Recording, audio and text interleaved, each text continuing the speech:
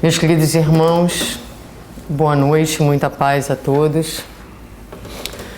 Nós hoje vamos trazer esse tema, homossexualidade e família, que abordamos primeiramente há algumas semanas atrás, quando estivemos em Chicago. E desde então já recebemos uma série de e-mails, de ligações, pessoas entrando em contato.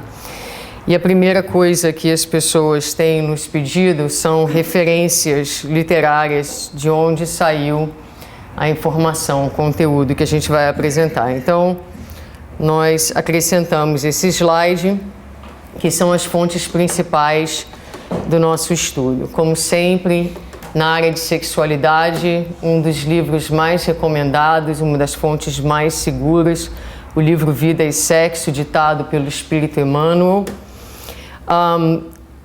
Nós utilizamos o livro Além do Rosa e do Azul, do companheiro Gibson Bastos, companheiro que frequenta a Casa de Leon Denis, no Rio de Janeiro. O livro é produzido pela editora do Centro Leon Denis. E mais recentemente, o trabalho significativo do companheiro Andrei Moreira, presidente da Associação Médica de Minas Gerais, Associação Médica Espírita de Minas Gerais, com um trabalho grande na área de sexualidade. Ele lançou esse livro, Homossexualidade, sob a luz do Espírito Imortal, que nós realmente recomendamos a todos aqueles que têm interesse nessa área. E para começar, a gente tem um vídeo em inglês, mas trouxemos aqui traduzido o texto em português desse vídeo no YouTube, que recebeu mais de não sei quantos milhões de cliques, né, de pessoas que assistiram. Como foi falado, o vídeo ficou viral, né? Quer dizer, foi um fenômeno na internet. E a gente aqui traduziu, então, as palavras desse jovem de 19 anos de Iowa, Zach Wahls. No seu discurso em Iowa, para os senadores dentro tentando mudar a legislação de Iowa, ele se levantou e falou: "Boa noite, Mr. Chairman. Meu nome é Zach Wahls. Sou a 6ª geração de uma família de Iowa e sou estudante de engenharia na Universidade de Iowa. Eu fui criado por 2 mulheres. Minha mãe biológica, Terry, disse aos seus pais que ela estava grávida, que a inseminação artificial havia funcionado e eles não prestaram qualquer atenção ao fato. Somente depois que eu nasci e eles me viram com a graciosidade de uma criança, que eles assumiram que estavam felizes de ter um outro neto. Infelizmente, nenhum deles viveu o suficiente para ver minha mãe se casar com sua parceira Jackie, de 15 anos, em 2009. Minha irmã mais nova e única irmã nasceu em 1994. Nós somos irmãos por parte de mãe e temos o mesmo doador, o que é legal para mim. O que eu quero dizer é que minha família não é tão diferente de nenhuma outra família de Iowa. Nós vamos à igreja juntos, jantamos juntos e passamos férias juntos. E a gente também tem momentos difíceis, a gente briga, sabe? Minha mãe Terry foi diagnosticada com esclerose múltipla em 2000. É uma doença terrível que a pôs em uma cadeira de rodas. Nós temos nossas lutas. Mas você sabe, nós somos Iowans. Nós lutamos nossas próprias batalhas. Tudo que nós esperamos é um tratamento igual e justo de nosso governo.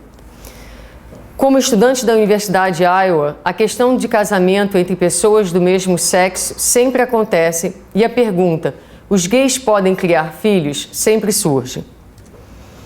A maior parte das vezes, as pessoas ficam em silêncio porque ninguém sabe mesmo a resposta.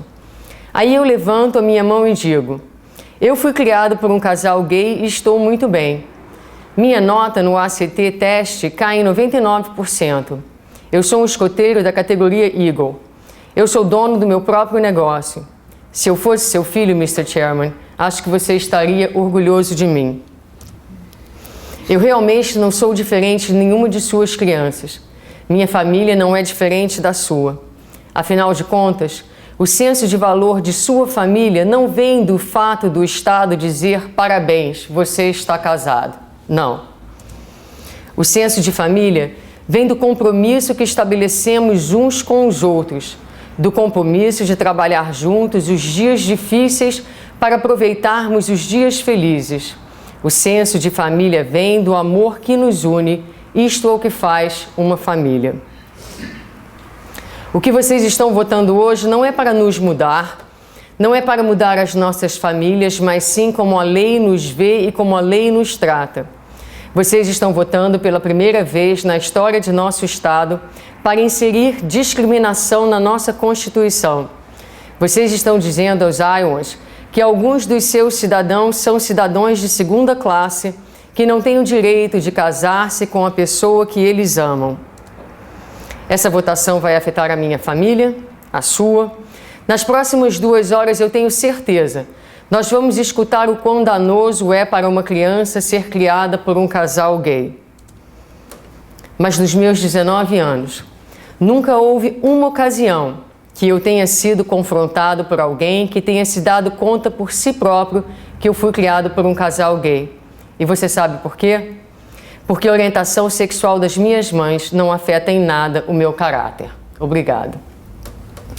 E num outro discurso que ele fez em uma convenção política em 2004, ele disse: quando eu tinha 12 anos, eu estava assistindo a convenção política de 2004. Eu me lembro dos políticos falando sobre a necessidade de proteger o casamento contra famílias como a minha. Acreditar que casamento seja entre um homem e uma mulher não é uma posição radical.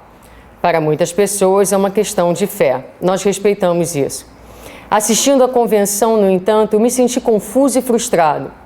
Porque os políticos pensam que minha família não é uma família real.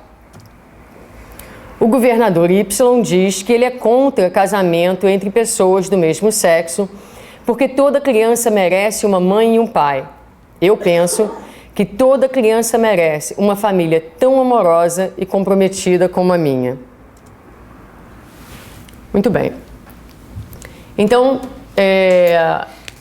nós vamos falar sobre algumas ideias que o Zach Wals aborda nesses 2 discursos que ele faz hoje sobre a ótica do espírito imortal.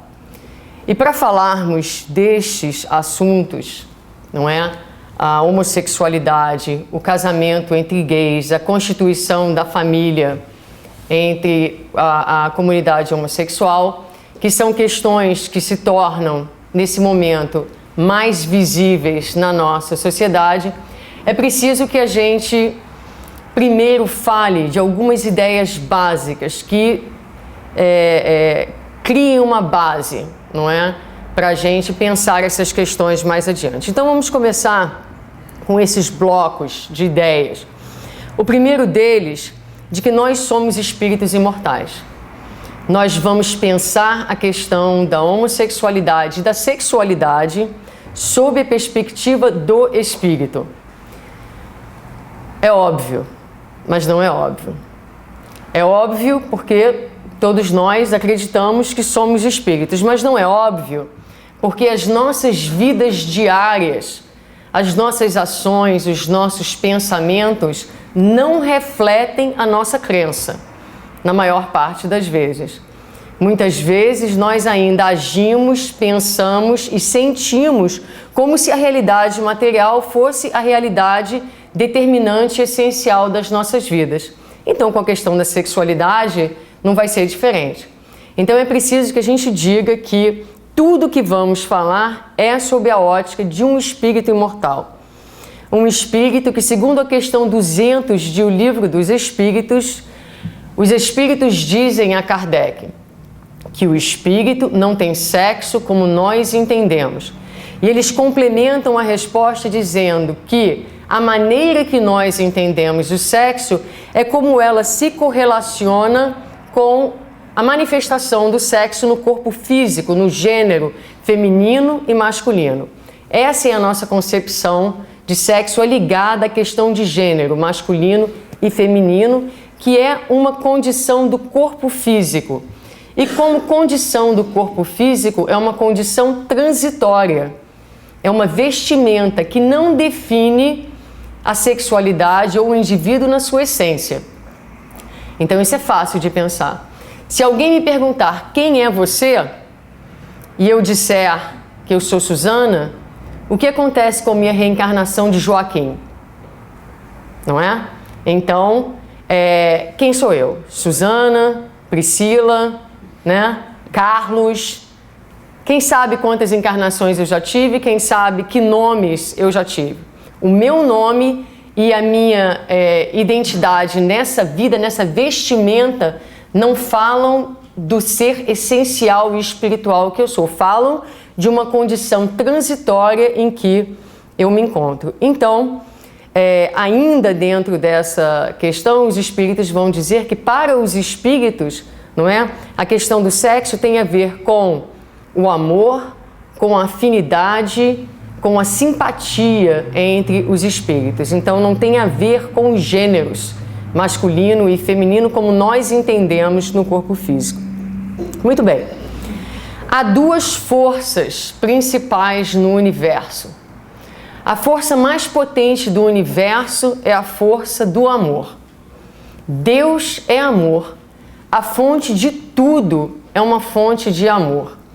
Nós somos criados dessa fonte de amor, somos filhos, frutos do amor, e a missão, a razão das nossas existências, maior e final e única, é de que nós venhamos a aprender a nos amarmos uns aos outros como irmãos e irmãs, filhos de Deus, como espíritos ligados nessa irmandade divina.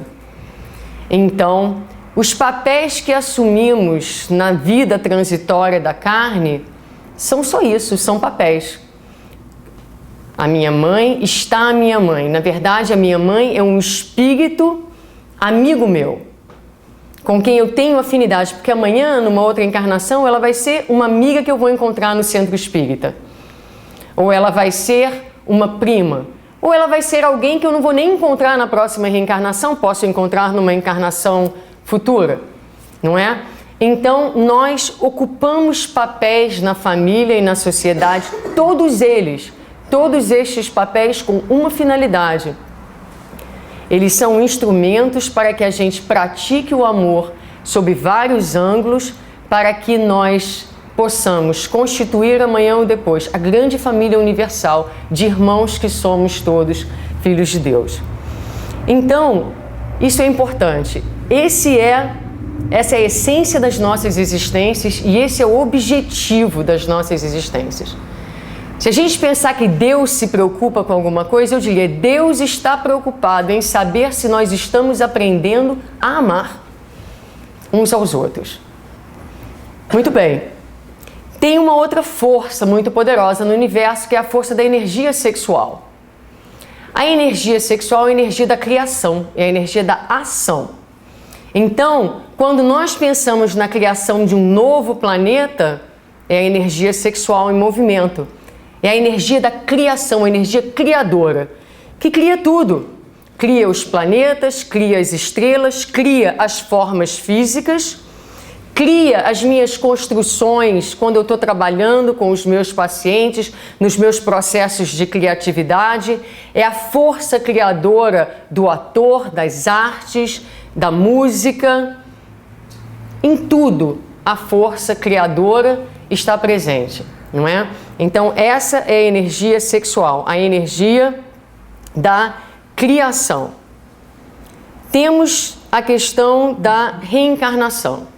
Então, esse espírito é criado com o objetivo de aprender a amar. Ele tem que fazer uma trajetória. Nessa trajetória, ele encarna na vida física diversas vezes. Algumas encarnações, ele vai encarnar num corpo físico, numa vestimenta feminina. Outras encarnações, ele vai passar pela experiência de uma vestimenta masculina. para que essas experiências na vestimenta feminina e na vestimenta masculina, cada uma delas vai proporcionar ao espírito situações de aprendizado diferentes, situações que no final da jornada vão se complementar e ajudar o espírito no desenvolvimento de todas as suas potencialidades. E Emmanuel, em Vida e Sexo, vai então dizer para nós que, como decorrência desse processo de encarnação, todos nós passamos pela encarnação em ambos sexos, os espíritos vão ter, quase sem exceção, dentro de si mesmos, o que ele chama de bissexualidade psíquica. Ou seja, temporariamente, nesse estágio que nós estamos, a nossa sexualidade é composta de um número X de experiências em corpos masculinos e em corpos femininos. Para mim, talvez, hipoteticamente, é só um exemplo, digamos que eu tenha 70% de experiências masculinas e 30%. Então, essa é a manifestação da minha bissexualidade. Todos nós temos o masculino e o feminino dentro de nós. Resultado, essa proporção vai ser resultado das vivências que nós tivemos mais ou menos dentro de um gênero, de acordo com o corpo físico que a gente habita no curso das encarnações. E aqui está o comentário de Emmanuel. A vida espiritual, pura e simples, se rege por afinidades eletivas essenciais. No entanto, através de milênios e milênios, o espírito passa por fileira imensa de reencarnações, ora em posição feminina, ora em condições de masculinidade, o que sedimenta o fenômeno da bissexualidade, mais ou menos pronunciado em quase todas as criaturas. E seguindo em diante, nós vamos olhar agora um outro conceito, um conceito de evolução de duas potências que nós temos dentro de nós, de duas forças que são reconhecidas dentro do Espiritismo, mas também são reconhecidas pelos orientais, por exemplo, de diversas formas. Uma delas, o conceito de Yin e Yang, não é? Que não são, como nós sabemos, forças opostas, mas são forças complementares. No processo da evolução, nós vamos desenvolvendo os nossos potenciais divinos. E essas forças são forças divinas dentro de nós. Da inteligência, da organização, da força, do cuidado, do acolhimento, da amorosidade. São forças que nós trazemos, todos nós, no nosso ser essencial, no nosso ser profundo, ou no nosso inconsciente, como quer que queiramos chamar. Então, quando nós somos criados, todos nós temos essas forças em potencial a serem desenvolvidas. A força do Yin e a força do Yang. No início da evolução, diz Jorge Andréa, no livro Forças Sexuais da Alma, o ser no início da evolução, ele está ou mais na escala do potencial masculino ou mais na escala do potencial feminino. Essa manifestação desse potencial masculino e feminino é uma manifestação de periferia. O que eu quero dizer com isso? Quer dizer que enquanto nós estamos no processo evolutivo, essa sexualidade, essas forças vão se manifestar de acordo e na proporção das experiências que nós tivemos, tanto na carne quanto fora dela. Então, fora do corpo físico, como o espírito se apresenta, masculino ou feminino? Vai se apresentar de acordo com a soma das experiências que ele tem, se identificando mais na masculinidade ou mais na feminilidade, de acordo com o seu psiquismo. O que acontece com os espíritos superiores? Nos espíritos superiores, a sexualidade deles não se manifesta mais pela periferia, pelas zonas mais conscientes, mas vem das zonas inconscientes e profundas. Então, é uma sexualidade onde os dois potenciais, o Yin e o Yang, foram completamente desenvolvidos, completamente integrados e não se identificam com qualquer um dos gêneros. Então, a evolução do ser é uma evolução onde cada um de nós vai ter plenamente desenvolvido o potencial masculino, o potencial feminino. Estes potenciais, essas forças, estarão completamente integradas e em equilíbrio, e esses seres não se identificam mais com nenhum gênero, eles não têm mais necessidade de encarnação, inclusive. Não tem mais necessidade dessa vestimenta corporal transitória que faculta determinadas experiências para o desenvolvimento dessas forças. Então, eles estão aqui. Então, a evolução se faz desta forma, não é? Das extremidades para essa zona central, que é a integração das duas potencialidades. Então, com esses conceitos básicos, a gente entra no tema propriamente da noite. Vamos falar das possíveis causas da sexualidade humana. E a gente chama aí a atenção que, apesar do tópico ser homossexualidade, as causas são da sexualidade. Porque se a gente pegar, por exemplo, a primeira causa, consequência natural dos ecos emocionais de muitas vidas em um gênero. Essa é a razão da homossexualidade, da heterossexualidade, da bissexualidade, da de todas as sexualidades. Então, na verdade, se nós pusermos um olhar um pouco mais profundo, nós estamos falando das causas da sexualidade. E eu vou abrir um parênteses para fazer um comentário que é absolutamente meu. É uma ideia minha, não está onde eu sei em nenhum livro. Eu gostaria de fazer uma observação entre os conceitos de natural e normal. Porque normal é tudo aquilo que a sociedade decide na sua posição evolutiva e no seu entendimento que é a norma.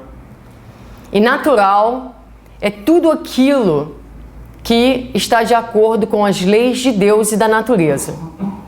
Então, nem tudo que é hoje estabelecido como normal é natural. Aliás, isso são palavras de Emmanuel em Vida em Sexo. Emmanuel diz claramente que os conceitos de normalidade que nós temos hoje vão mudar com relação à sexualidade. E muitas coisas que são consideradas abnormais não vão ser mais consideradas abnormais. Porque o conceito de normalidade, ele muda. Ele muda de acordo com a consciência, a evolução da consciência humana. Fora do campo da sexualidade, tantas coisas foram consideradas um dia normais e aceitáveis no comportamento humano, que hoje não são mais consideradas normais, não é verdade? E a sexualidade não escapa disso, e Emmanuel fala disso com bastante tranquilidade. Então, a parte que é minha é a seguinte: nós estamos falando de homossexualidade hoje, há uma necessidade de falarmos de homossexualidade porque nós partimos do princípio de que o normal é a heterossexualidade, ou o natural é a heterossexualidade. Porque eu não vi ninguém fazendo palestra hoje, até hoje para explicar o porquê que existe a heterossexualidade. Então, se nós estamos tendo a preocupação de explicar por que existe e entender a homossexualidade, é porque já estamos partindo do princípio de que o normal é a heterossexualidade, não é? Então é só uma questão para a gente pensar. Eu penso que no futuro nós vamos olhar para trás e vamos falar: really? Esse pessoal em 2012 passava tanto tempo discutindo essas questões? Não é? Na medida em que os nossos conceitos forem evoluindo. Mas isso é só uma observação minha, não vou dizer que é um pensamento meu, uma elucubração minha. Muito bem, mas se temos que falar da homossexualidade, então vamos falar. Consequência natural dos ecos emocionais de muitas vidas em um gênero. Condição que facilita o cumprimento de determinadas tarefas e missões. Condição regenerativa pelo abuso das faculdades genésicas. condição decorrente de causas presentes, como processo educacional, traumas e cultura. Na verdade, a questão da homossexualidade é uma questão complexa, como qualquer questão de sexualidade. E não cabe, numa palestra curta como essa, nós abordarmos todos os aspectos. Então, nós vamos abordar 2 aspectos que têm uma relação mais direta com as vidas pretéritas e com a evolução do espírito. Começando por esse, consequência natural dos ecos emocionais de muitas vidas em um gênero. Isso aqui eu passei do inglês para o português e esqueci de mudar as animations, então ficou uma falha aqui. Consequência natural dos ecos emocionais de muitas vidas em um gênero. Vamos ver o que nos diz Allan Kardec. Pode ser decorrência do fato de o espírito encarnar muitas vezes em um determinado gênero, o que pode levá-lo a manter tanto a característica feminina ou masculina, tanto no estado de encarnado como de desencarnado. É somente em um determinado nível de progresso e desmaterialização que a influência da matéria é completamente eliminada junto com a ideia de gênero. Dessa forma, mesmo que o espírito experimente um novo gênero em uma nova vida, ele pode ainda manter seus gostos, tendências e a natureza do gênero que ele vivenciou anteriormente. Então, são nas palavras de Kardec, da Revista Espírita de 1861. Kardec fala para a gente exatamente disso. O espírito pode ter tido tantas encarnações em um gênero, ele ocupa agora um outro gênero e guarda ainda o quê? As tendências, o gosto, a natureza das experiências que ele teve em tantas vidas, em tantas encarnações. E ele reforça o que, ou melhor dizendo, Jorge Andréia reforça a ideia de Kardec, porque Kardec veio primeiro, que é a ideia do progresso, quando ele fala aí que vai chegar um momento em que nós vamos estar desmaterializados, já não precisamos dessa matéria, que é um instrumento somente, não é? E com essa desconexão da matéria, há também a desconexão com a ideia de gênero, homem e mulher. Seguindo em frente, a próxima causa seria, então, a condição regenerativa pelo abuso das faculdades genésicas. Essa é uma das condições que muitas vezes é abordada dentro da casa espírita. A pessoa chega, fala, eu estou assim com conflito porque eu estou percebendo umas tendências homossexuais. Meu filho, você destruiu famílias, lares, agora é uma prova, não é? Você tem que rezar muito, sublimar sua energia, não é? E vai por aí. Não vou nem entrar nos detalhes.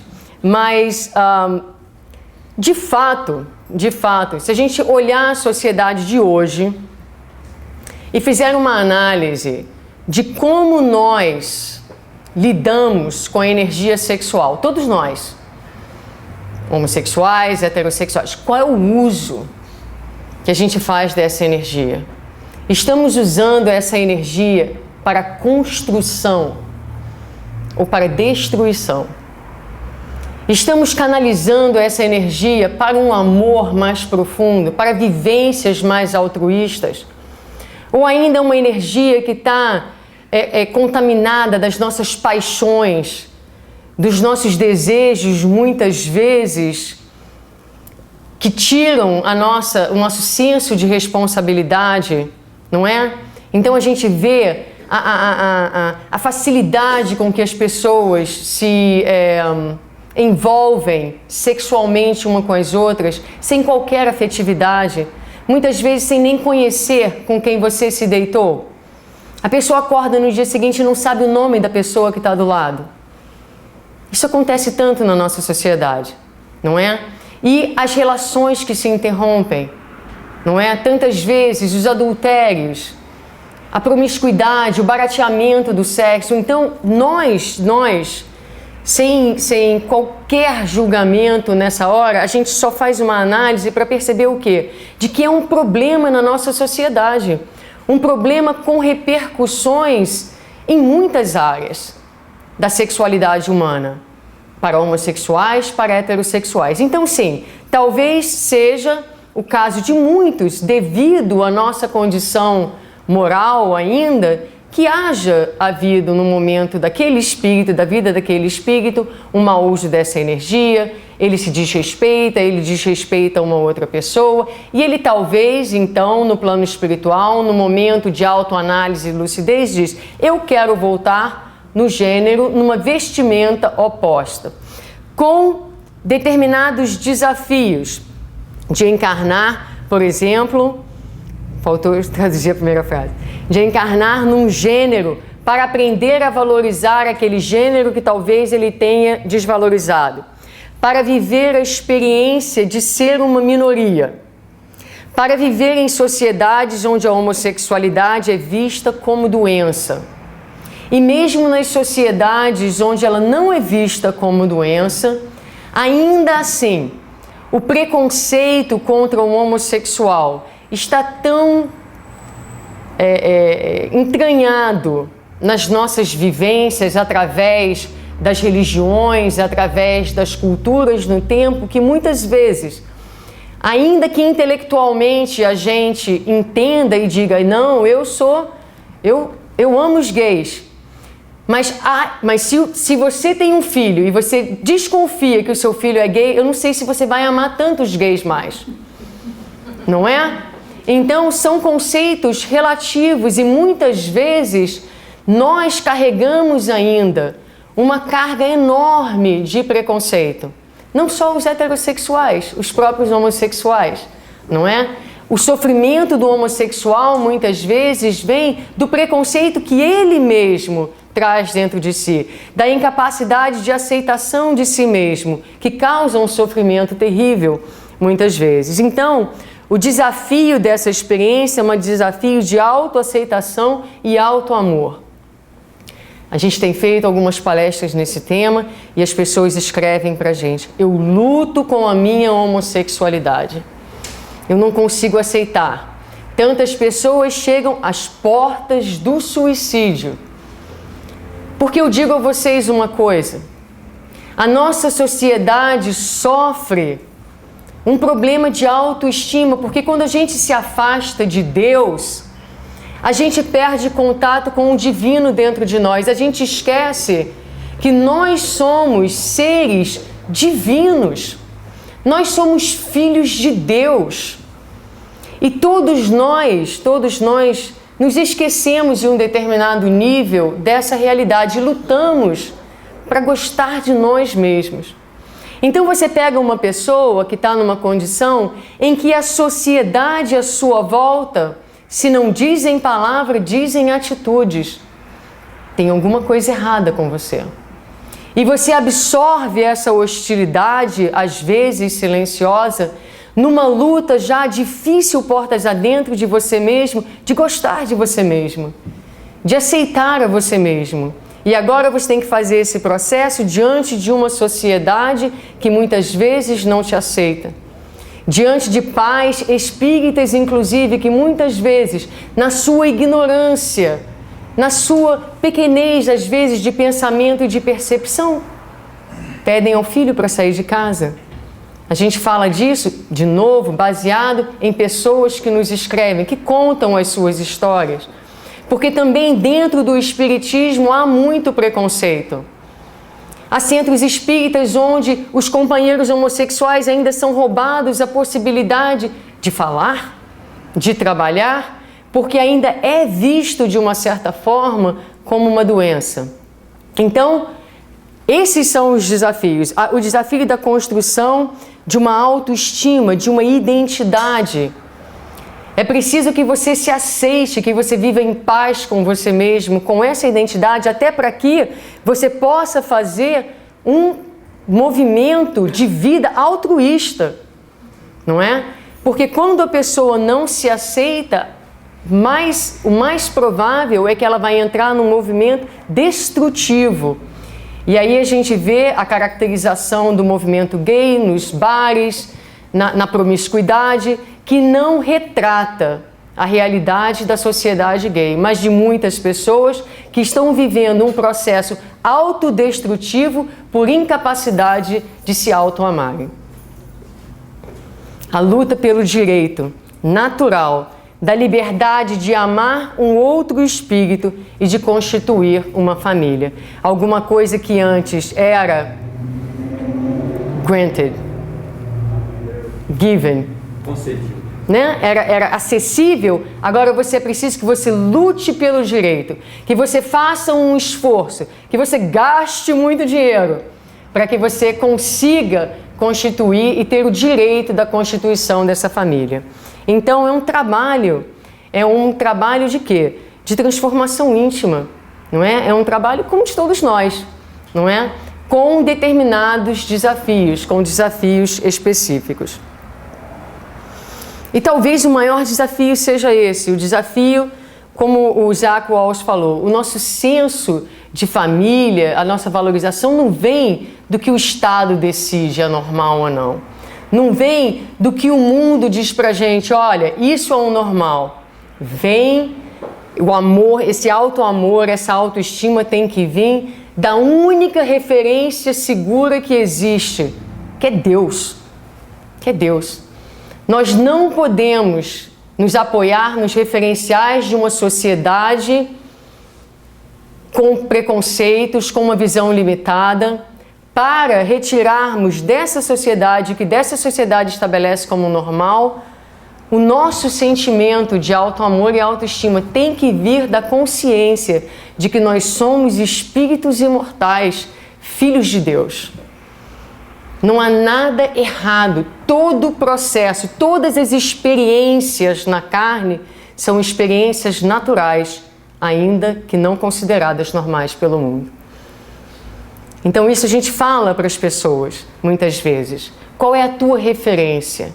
A nossa referência tem que ser Deus. Porque se a nossa referência for Deus, a gente encontra paz e consegue se amar. E diante dos desafios da sexualidade, a gente se pergunta então, qual é o caminho para todos nós? Qual é o caminho? Quais são os instrumentos? Onde estão os laboratórios para que a gente se reeduque, para que o espírito aprenda a lidar com a sua sexualidade, com a sua afetividade de uma maneira educada agora? Porque se é um problema de deseducação, o processo transformador é um processo de reeducação. E a reeducação passa por onde? Passa pelo casamento. Porque o casamento, segundo os espíritos nos dizem, e perguntaram, inclusive, a Emmanuel, olha lá. É permitido que duas pessoas do mesmo sexo vivam debaixo do mesmo teto, como marido e mulher.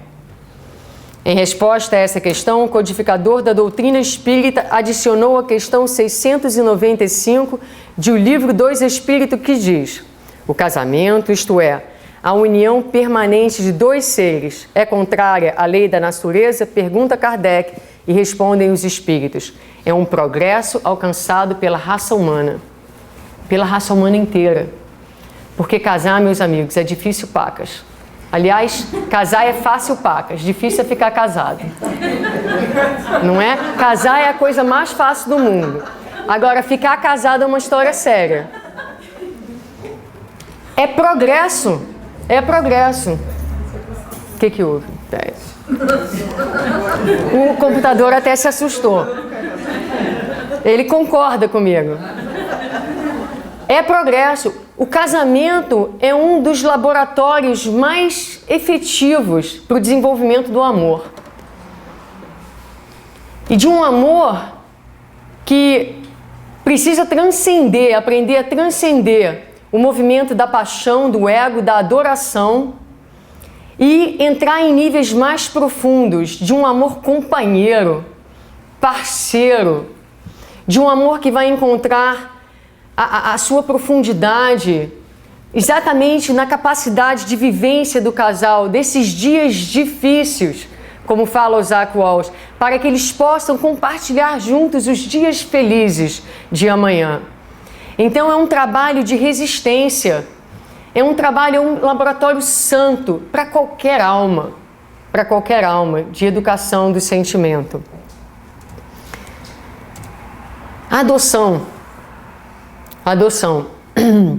A gente não poderia falar de todas as formas de constituição de família, não é?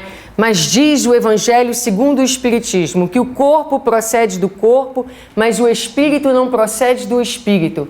Então, se nós, através da reprodução, somos capazes de fazer corpos, nós não produzimos o espírito que habita aquele corpo. Ninguém é de ninguém. Ninguém é de ninguém. Então, o movimento da adoção é o movimento de alguém que se propõe, temporariamente, a trazer 2 espíritos, 3 espíritos, 1 espírito, quantos espíritos aquela família queira adotar, para a sua convivência. Apesar de não terem sido gerados pelo seu corpo, num movimento de amor incondicional, dizendo a Deus, eu vou temporariamente educar essas almas para devolvê-las à vida. Porque, na verdade, nossos filhos não são nossos filhos, são filhos da vida. Então, é uma escolha de um cuidar de outras criaturas, através de mais um dos laboratórios que Deus dá ao homem, que é o laboratório, a possibilidade do cuidar dos filhos. Filhos do coração, não é? Filhos que a gente traz para as nossas vidas pela vontade de amar, de dividir aquilo que a gente tem de bom. E a família, a constituição da família? Diz Emmanuel que a família é uma sagrada instituição criando um espaço onde os espíritos com compromissos passados podem se reencontrar para desenvolver na Terra a construtiva tarefa da real fraternidade.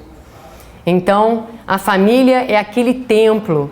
Nós sabemos que não há acaso na obra de Deus. Então, espíritos se reúnem por uma razão dentro do templo familiar para, mais uma vez, através de mais um exercício, de mais uma possibilidade, desenvolverem o amor num contexto estruturado, num contexto sagrado, num contexto divino, que educa todas as almas. É o trabalho de educação das almas, do espírito, não é? Então, famílias. Essas são as novas famílias que a gente vê hoje em dia dentro da nossa sociedade. Espíritos do mesmo sexo constituindo famílias, fazendo o exercício, a sua jornada de amor na Terra. E muitas vezes, como Zach Walls diz, ele diz, eu assisti àquela convenção em 2004 e eu não entendo exatamente por que os políticos acham que a minha família é uma ameaça à sociedade. Porque o fato das minhas mães, ele falaria, terem afeto uma para outra não muda a maneira como você sente. Como você sente. Não muda o teu afeto, a tua atração sexual. Então a minha família não é uma ameaça para a sua família. A diversidade dentro da sociedade é sempre um elemento enriquecedor da vida. Há um livro interessante, escrito por Scott Page, onde ele fala de diversidade, que ele diz assim, decisões de grupo são melhores quando a decisão reflete várias perspectivas e maneiras de pensar. A chave está em pôr junto pessoas com diferentes backgrounds e experiências de vida. O resultado inicial é uma bagunça, mas é um resultado superior ao que se chega em grupos de pessoas que pensam de forma igual, escolhidas com base em larga experiência ou alto QI. Ou seja, se você tem um grupo de pessoas homogêneos, inteligentes ou com muita experiência, e você tem um grupo diverso, com perspectivas diferentes, aquele grupo no início vai ser um pouco mais turbulento, mas o resultado é mais rico. Então, uma sociedade diversa é uma sociedade rica, que nos convida a um exercício da tolerância, de olhar para o diferente, de pensar sobre o diferente. Então, acrescenta nas nossas experiências. E nesses minutos finais, a gente se estendeu um pouquinho mais, mas a gente queria apresentar algumas questões em termos de pesquisa que existe hoje em dia dessa nova família, para que a gente entenda e conheça um pouquinho melhor quem são essas famílias. Então, uma das questões que a pesquisa nota é que essas relações que existem, longas e estáveis, são relações que mostram uma notável força e resiliência. Por quê? Porque, como a gente já concordou aqui, ficar casado não é um negócio fácil. Agora, se você está casado e você não tem o apoio legal da sociedade, você vai enfrentar determinados desafios que um casal heterossexual não enfrenta. Então, o casal heterossexual que se casa tem, por exemplo, todo um apoio financeiro com pagamento de taxas, não é? Coisas dessa natureza, que o casal homossexual não vai ter. Se um parceiro adoece e é hospitalizado, o outro não pode visitar. Então, há um número de fatores estressantes, não é? Fora a hostilidade, não é? Que a pessoa lida no dia a dia. Então, se nós aqui no centro pegássemos um casal gay que ande, digamos, de mão dada dentro do centro, algumas pessoas iam ficar um pouco desconfortáveis.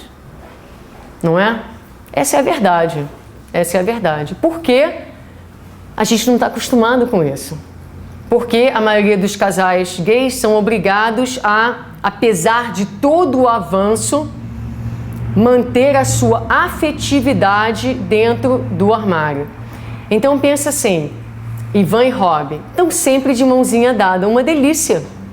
Uma delícia. Não seria ótimo se todos nós, gays e heterossexuais, pudéssemos sentar um dos lados dos outros e segurarmos nas mãos uns dos outros? Não é? Então é você viver uma relação, uma afetividade que você não pode expressar essa afetividade. E você conseguir passar por isso e manter uma relação longa e estável mostra um sinal notável de força e de resiliência. As famílias vão também enfrentar desafios únicos. Então, por exemplo, eu vou pedir licença a vocês e vou estender um pouquinho, vou me permitir passar um pouquinho do tempo, levando em consideração de que a palestra está sendo filmada e a gente não tem muitas oportunidades para abordar o tema. E eu gostaria de terminar com o material que a gente tem aqui. Então, a família ela vai apresentar determinados desafios únicos. Então, por exemplo, quem já não teve ou conhece uma família onde um filho se identifica mais com a mãe ou com o pai? Não é isso que acontece, porque isso também faz parte da nossa jornada de espíritos imortais e das nossas simpatias e das nossas experiências. Agora, se dentro do casal um parceiro adotou o filho e o outro não, e vai que o filho tem mais afinidade com o parceiro que fez a adoção, aquele outro já passa por um número de inseguranças, e o fato de não ter o papel e ser reconhecido legalmente como pai gera um outro nível de insegurança naquela pessoa. Então são coisas que parecem pequenas, mas que dentro do contexto da vida se tornam grandes desafios. Agora, a pesquisa mostra, por exemplo, alguns fatores interessantes. A divisão do trabalho nas famílias gays é mais igual. Há mais liberdade de papéis. Então a gente fala de uma sociedade que está avançando, de homens que vão expressar mais a sua feminilidade, heterossexuais, homossexuais, mulheres homossexuais e heterossexuais que vão desenvolver mais o seu potencial masculino, porque essa é a evolução, não é? E dentro dessas famílias a gente encontra mais flexibilidade nesse exercer de papéis. As crianças, apesar dos desafios que elas vão enfrentar, mostram uma saúde emocional bastante considerável. Não se percebe até agora nenhum problema diferente de qualquer outra criança. Não há influência. Pensava-se antes que se um casal gay cria uma criança, aquela criança vai ser homossexual ou tem mais tendência a ser homossexualidade. A pesquisa mostra que famílias heterossexuais e homossexuais vão ter o mesmo número de crianças homossexuais. A influência dos pais ou a relação dos pais não afeta em nada. E noções de gênero mais flexíveis. Agora eu vou contar o que isso significa. Significa assim, na nossa sociedade a gente definiu o que menino faz e o que menina faz. Então, são questões que nós estabelecemos como normais. Então, na minha casa nós somos 3 mulheres e um homem. De 2 anos e meio, mas já é um homenzinho. E aí a minha filha resolveu pintar as unhas e o Jake quis pintar as unhas também. E a minha primeira reação foi: meu filho, isso é coisa de menina. Aí Sherry vira pra mim e fala assim: por que você está falando isso pro menino? Aí eu falo: não sei. Aí você pensa, não é? É coisa de menino. Então nós estabelecemos que menina pinta unha e menino não pinta, não é? E aí eu falei assim pra ele, aí aquilo me fez repensar a minha própria, porque tá dentro da gente, não é? Fez pensar a minha própria postura. Eu falei assim pra ele: meu filho pinta unha, pode pintar unha, que coisa você quer pintar? Porque a questão é, se ele pintar unha, ele vai ser mais ou menos menino? Não. E se ele for gay? Isso vai ser um problema? Bom, espero que não. Não é? Mas é interessante porque a gente se sente ameaçado por essa questão. Pensem, se você tem uma família tradicional e o menino quer botar uma saia ou alguma coisa, a mãe, às vezes, quase tem um ataque. Por quê, hein? Por quê? É como se a gente se sentisse ameaçado. É como se a criança, querendo mostrar, brincar, sua fantasia ou expressar que seja uma feminilidade, aquilo se torna uma ameaça. Ameaça a quê exatamente? A quê exatamente? Não é? Então são coisas que a gente coloca para a gente pensar, porque a gente também pensa, não é? A gente também continua trabalhando dentro da nossa própria vivência. Mas a pesquisa mostra que essas crianças que crescem nessas famílias crescem com essas noções de gênero um pouco mais flexíveis.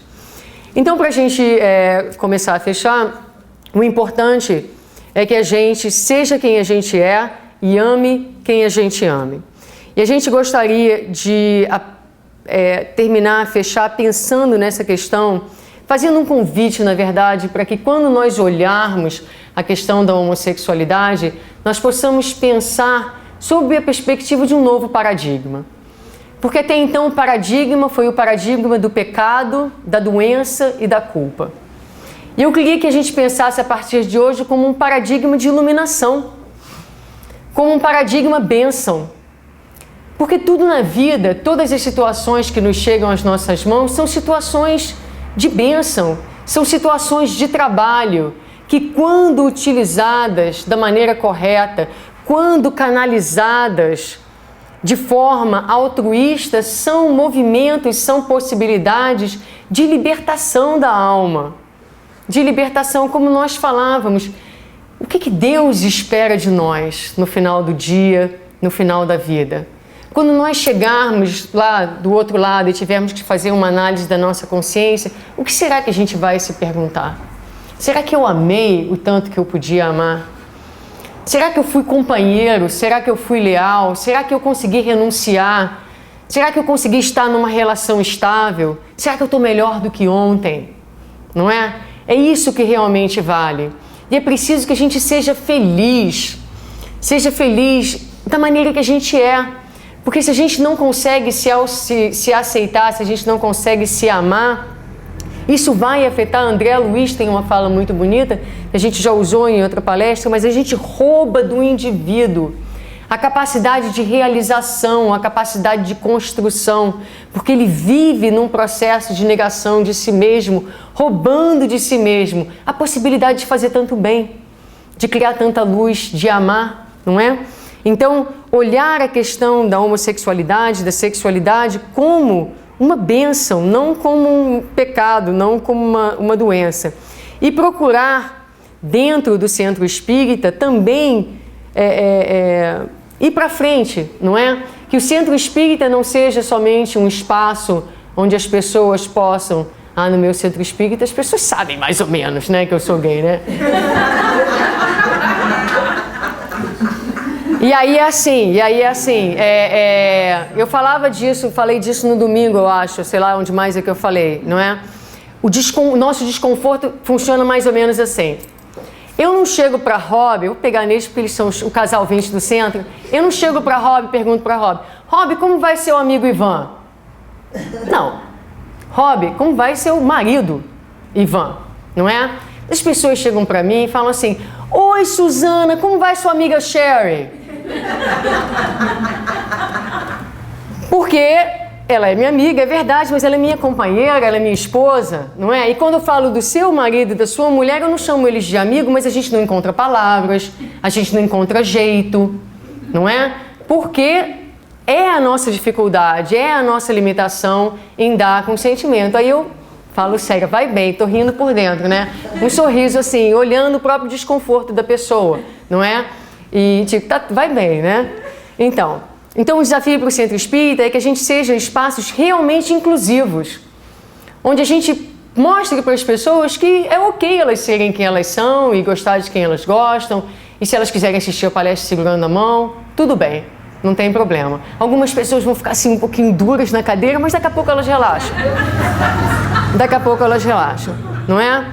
E a necessidade do Centro Espírita de mostrar às crianças, no processo de evangelização, por exemplo, essa diversidade de famílias que existe. Então,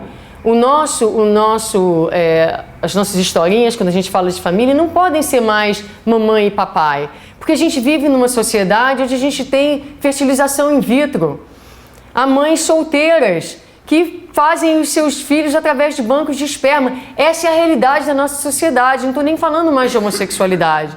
Então, quando a gente falar para os nossos filhos, quando a gente falar nas nossas evangelizações, é preciso falar de uma sociedade em transição científica, não é? Com novas possibilidades. Incluir todas essas possibilidades dentro da educação das nossas crianças. Eu vou contar mais uma história que vale a pena, é bem engraçada, para ficar registrado. Então, porque falta para essas crianças uma referência, não é? Como falta para a menina, que é da escola das minhas crianças. Então, eu levo as minhas crianças, a menina tem uns 6 anos, e ela olha para mim e fala assim: Are you the mommy? Sim. E a outra? Também.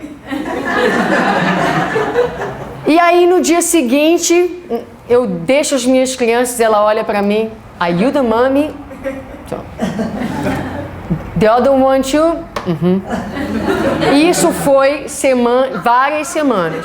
Até que um dia eu levei as minhas crianças, deixei, e ela olhou para mim e falou assim: Já sei. E eu pensando comigo mesmo, encontrou a solução para o meu caso. Já sei, ela falou para mim: A outra é a mami. And you are the grandma.